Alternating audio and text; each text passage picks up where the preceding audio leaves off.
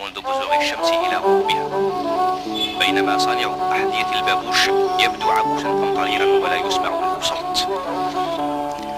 وهذا الطراز على الجلد استطاع أن يحتفظ بتقاليد أجداده ولعل المحافظ هو، فبعد حين ستلمع نجمة على الحذاء الذي بين يديه.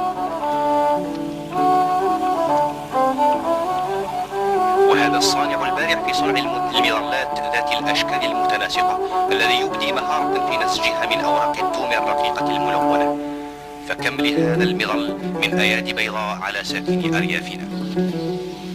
أما حركة الحوال فإنها تبدو حاسمة ثابتة وكأنها تسير وتيرة رقصة بربرية. نعم، منذ العصور الوسطى لا تزال هذه الحركات ماثلة حية هنا متحدية هيمنة الآن. وهذا الدوران المتزن للمغازل الخشبية العظيمة والرجل يدير عليها خيوط القيام ويحاكي بذلك نقرات العازف على الكنارة.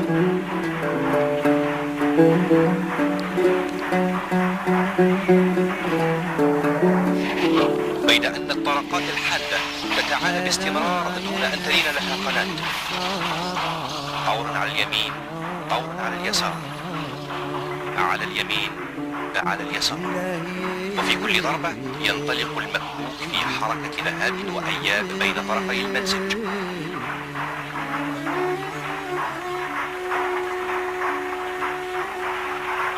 أو تتناوله اليد وتقذفه بمرونة عجيبة،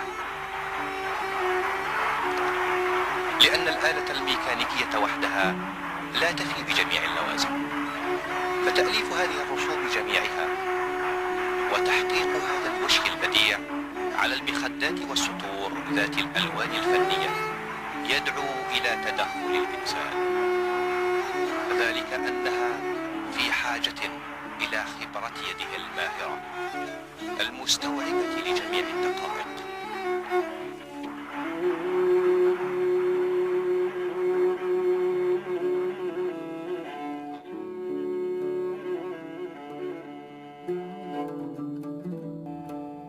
ألا يا نسيم الصباح.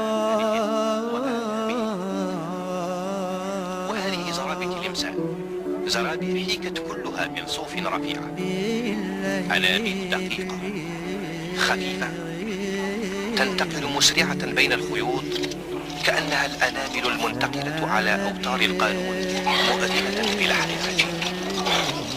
ومع ذلك فإن الوصول إلى تحقيق الألوان وتصوير التنميقات العربية التي تشبه في مجموعها بعض الصور الفارسية المصغرة، إن كل ذلك يتطلب قوة الانتباه والمرونة.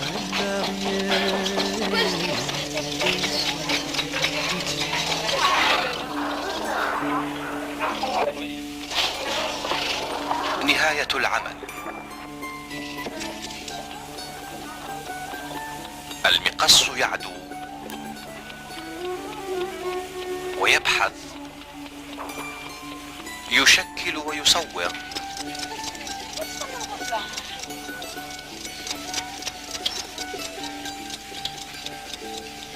ينقش ويصبر.